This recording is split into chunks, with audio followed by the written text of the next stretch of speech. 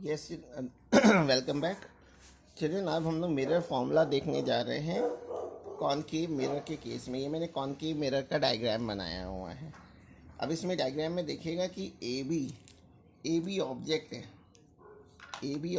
है और यहाँ से दो रेस चलाई। एक तो प्रिंसिपल एक्सिस के पैरेलल चलने वाली रेस हमेशा फोकस से पास होगी। अभी मैंने आपको रूल्स बताए थे, प्रिंसिपल एक्सिस के पैरेलल चलने वाली रेस हमेशा फोकस से पास होगी, तो मैंने ये रेस को फोकस से पास होते हुए दिखा दी। दूसरी रेस मैंने सेंटर ऑफ कर्वेचर से इंसिडेंट की है। आप देख सकते हैं सेंटर ऑफ कर्वेचर से पे इंसिडेंट होने वाली रेस अपने उसी पाथ पे वापस लौट जाती है, तो मैंने उसको वहीं पे वापस लौटा दिया। जहाँ दोनों रेज इंटरसेक्ट कर रही हैं वहाँ पे इमेज बनेगी, तो ए बी की inverted image A dash B dash बन रही है। ठीक है, तो अब देखिए इस फिगर में ये ट्राइंगल ए बी सी और ए डैश बी डैश सी, ये दोनों सिमिलर ट्राइंगल हैं। मैं इसको प्रूव नहीं करके दिखा रहा हूँ, ठीक है, क्योंकि ये आपके कोर्स से हट गया है, इसलिए मैं आपको बस शॉर्ट में दिखा दे रहा हूँ। ये दोनों क्या है, सिमिलर ट्राइंगल्स हैं, और जब दो ट्राइंगल सिमिलर होते हैं तो आप पढ़ चुके हैं क्लास 10th में कि वो उनकी साइड जो है वो सेम प्रोपोर्शन में होती हैं।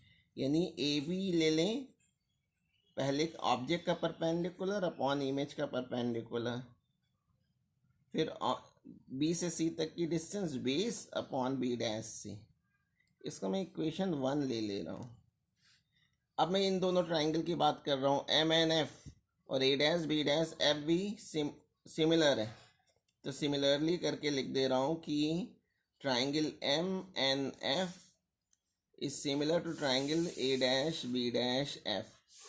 और सिमिलर है इसलिए साइड का ratio M N upon A dash B dash की जो वैल्यू होगी वो F N upon B dash F के इक्वल होगी। और फिगर में चूंकि ये पैरेलल रेज हैं, ये दोनों पैरेलल हैं, इसलिए एम एन की value since A M is parallel to B P, therefore M N की जो वैल्यू होगी वो ए बी के इक्वल होगी।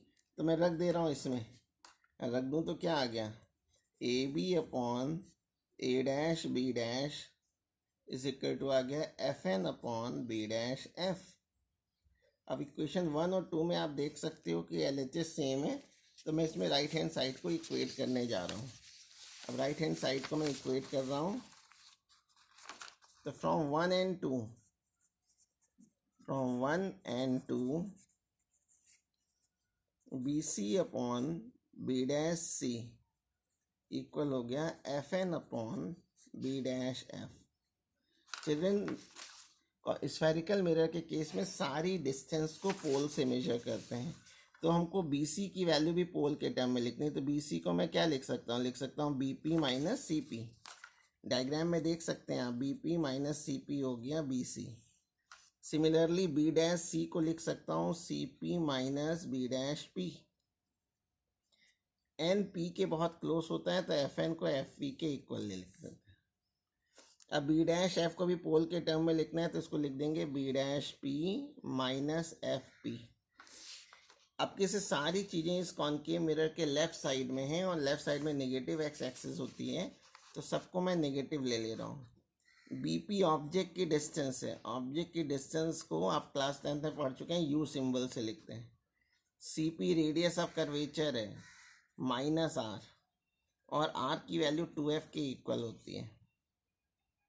बी डैश पी इमेज की डिस्टेंस है, वो माइनस पी, और एफ पी कॉनकेव मिरर की फोकल लेंथ है।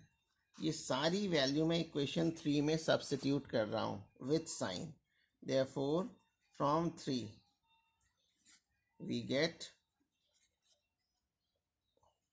Minus U minus 2f upon minus 2f minus V minus F upon minus V minus F. तो ये आ गया minus U plus 2f upon minus 2f plus V is equal to minus F upon minus V plus F. अब cross multiply कर लें तो आ जाएगा क्या, U V minus U F minus 2vf plus 2f square is equal to 2f square minus V F. ये 2f square से 2f square cancel, ये दोनों नेगेटिव वाले टर्म राइट साइड में ले गए, तो ये माइनस यू एफ उधर जाके प्लस यू एफ हो जाएगा। ये plus 2vf minus V F से कम होकर के वी एफ बचेगा। अब मैं पूरी इक्वेशन को डिवाइड कर दे रहा हूँ यू वी एफ से, divided by U V F. तो U V upon U V F, U F upon U V F plus V F upon U V F. तो ये आपका 1 upon F is equal to आ गया 1 upon V plus 1 by U. ये mirror formula है, ठीक है। अगर इसी फॉर्मूले को रेडियस ऑफ कर्वेचर के टर्म में कहें तो 2/r फोकल लेंथ का फॉर्मूला होता है r/2, f is equal to r/2। तो ये रेडियस ऑफ कर्वेचर के टर्म में फॉर्मूला हो गया।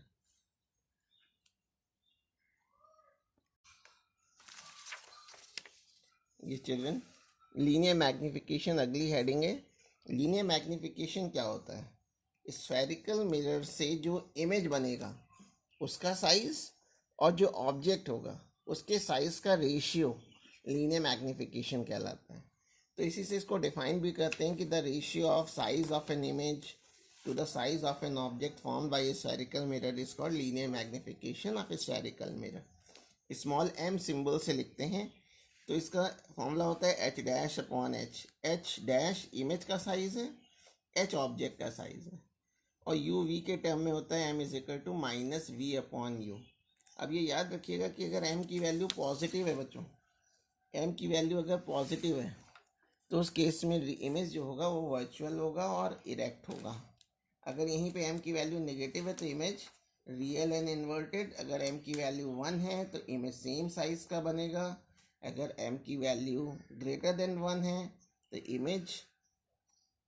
इमेज इनलार्ज्ड होगा, और अगर m की वैल्यू लेस देन 1 है तो इमेज डिमिनिश्ड होगा, ठीक है। अब इमेज फॉर्मेशन के केसेस देखने हैं, ठीक है। 1 मार्क्स में ये सब क्वेश्चन बोर्ड में आते रहते हैं। Image formation by A concave mirror. तो पहले केस में मैंने ऑब्जेक्ट को इन्फिनिटी पे रख दिया है। अगर ऑब्जेक्ट इन्फिनिटी पे है बच्चों तो रेज प्रिंसिपल एक्सिस के पैरेलल इंसिडेंट होगी। तो मैंने पैरेलल रेज इंसिडेंट किया और रूल्स को फॉलो करते हुए फोकस से पास करा दिया। तो यहाँ पे इमेज बनेगा जहाँ दोनों रेज इंटरसेक्ट कर रहे हैं। तो ऑब्जेक्ट का इमेज कहाँ पे बनेगा? फोकस पे।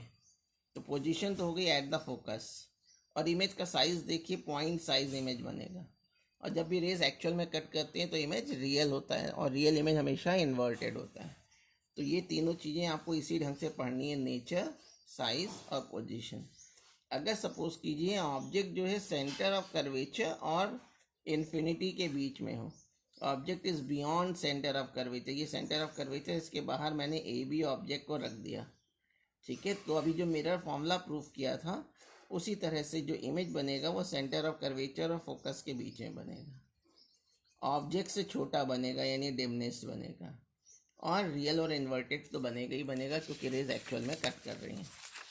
अब थर्ड केस है कि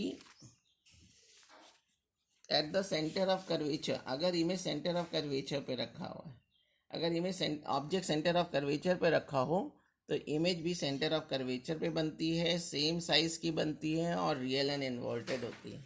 इसको आपको प्रैक्टिस करना है। फिर अगर ऑब्जेक्ट जो है वो सेंटर ऑफ कर्वेचर और फोकस के बीच में हो, ए बी कोई ऑब्जेक्ट है, तो दो रेस चलाते हैं, तो प्रिंसिपल एक्सिस के पैरेलल वो फोकस से चली गई, दूसरी सेंटर ऑफ कर्वेचर की तरफ डाली तो वो वापस लौट गई। जहाँ दोनों रेस कट कर रही हैं वहीं पे इमेज बन जाएगी। तब किसी इमेज इनलार्ज बनेगी, बियॉन्ड सेंटर ऑफ कर्वेचर बनेगी और रियल एंड इन्वर्टेड होगी।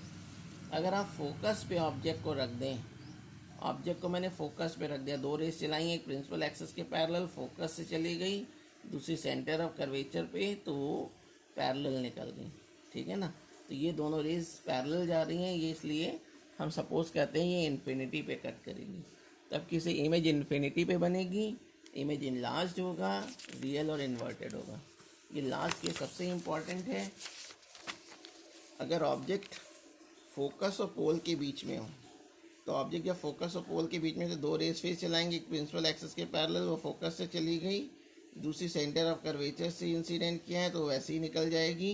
जब इसको पीछे प्रोड्यूस करेंगे तो ये एक दूसरे को ए डैश पॉइंट पे कट करेंगे, तो ए बी का image A dash B dash बनेगा। डॉटेड लाइन से है इसलिए वर्चुअल होगा, इरेक्ट होता है, बड़े साइज़ का बन रहा है और कॉनकेव मिरर के बैक साइड में बन रहा है। यहाँ तक की चीज़ें चिल्ड्रन आपको रिफ्लेक्शन ऑफ लाइट से रिलेटेड देखनी थी, ठीक है। अब हम लोग देखेंगे नेक्स्ट चरण पे रिफ्रैक्शन ऑफ लाइट।